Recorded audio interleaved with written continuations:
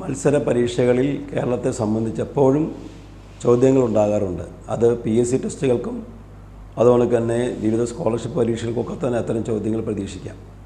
അതിന് സഹായകരമാകുന്ന ഒരു വീഡിയോ ആണ് ഇപ്പോൾ ചെയ്യുന്നത്. അതിൽ കേരളത്തിലെ ജില്ലകളെ സംബന്ധിച്ചുള്ള വിവരങ്ങളാണ് സൂചിപ്പിക്കുന്നത്. നമുക്കറിയാം, കേരളത്തിലാകെ ജില്ലകൾ 14ആണ്. തിരുവിതാംകൂർ കൊച്ചി സംസ്ഥാനം രൂപീകൃതമാകുമ്പോൾ 1949 ജൂലൈ മാസം 1-ാം തീയതി അന്ന് നിലവിലുണ്ടായിരുന്ന ജില്ലകൾ തിരുവനന്തപുരം, കൊല്ലം, തൃശ്ശൂർ, കോട്ടയം ജില്ലകളായിരുന്നു.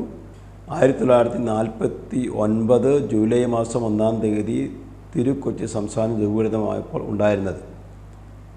1956 നവംബർ മാസം 1-ാം തീയതി കേരള സംസ്ഥാനം രൂപീകൃതമാകുമ്പോൾ ഉണ്ടായിരുന്ന ജില്ലകൾ 5 എണ്ണമാണ്. അത് തിരുവനന്തപുരം, കൊല്ലം, കോട്ടയം, തൃശ്ശൂർ, മലബാർ എന്നിവയായിരുന്നു. 1957 ആയപ്പോൾ പാലക്കാടും കോഴിക്കോടും കണ്ണൂരും ജില്ലകളായി മാറി.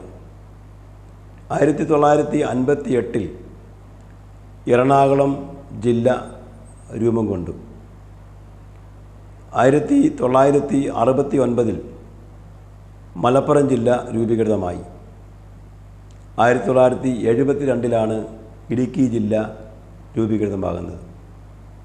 1980 വയനാട് ജില്ല രൂപീകരിക്കേണ്ടത്.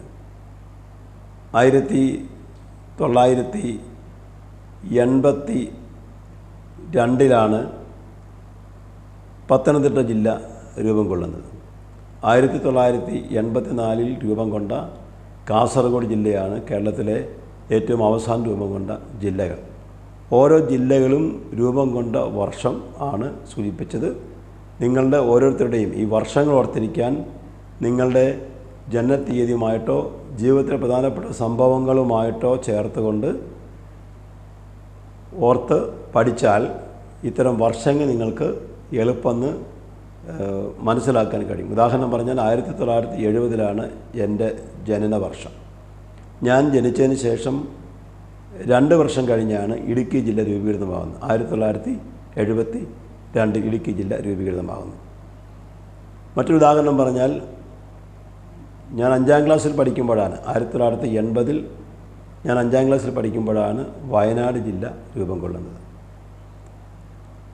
1982 ഞാൻ 7-ാം ക്ലാസ്സിൽ പഠിക്കുമ്പോഴാണ് പത്തനംതിട്ട ജില്ല രൂപം കൊള്ളുന്നത്. ഉദാഹരണം പറഞ്ഞാൽ വീണ്ടുമുണ്ട്, ഞാൻ 9-ാം ക്ലാസ്സിൽ പഠിക്കുമ്പോൾ 1984 ആണ് കാസർഗോഡ് ജില്ല രൂപം കൊള്ളുന്നത്. നമ്മളുടെ ജനനത്തീയതികൾ അതുപോലെ തന്നെ ജീവിതത്തിലെ പ്രധാനപ്പെട്ട സംഭവങ്ങളൊക്കെയായി ബന്ധപ്പെടുത്തി പഠിച്ചാൽ വർഷങ്ങൾ തീർച്ചയായിട്ടും നിങ്ങൾ ഓർത്തിരിക്കുന്നതിന് സാധിക്കും. ഇതൊരു ഹിസ്റ്ററി പഠിക്കുമ്പോൾ വർഷങ്ങൾ ഓർത്തിരിക്കാനുള്ള ഒരു ടെക്നിക്കായി നിങ്ങൾക്ക് ഉപയോഗിക്കാവുന്നതാണ്. Thank you.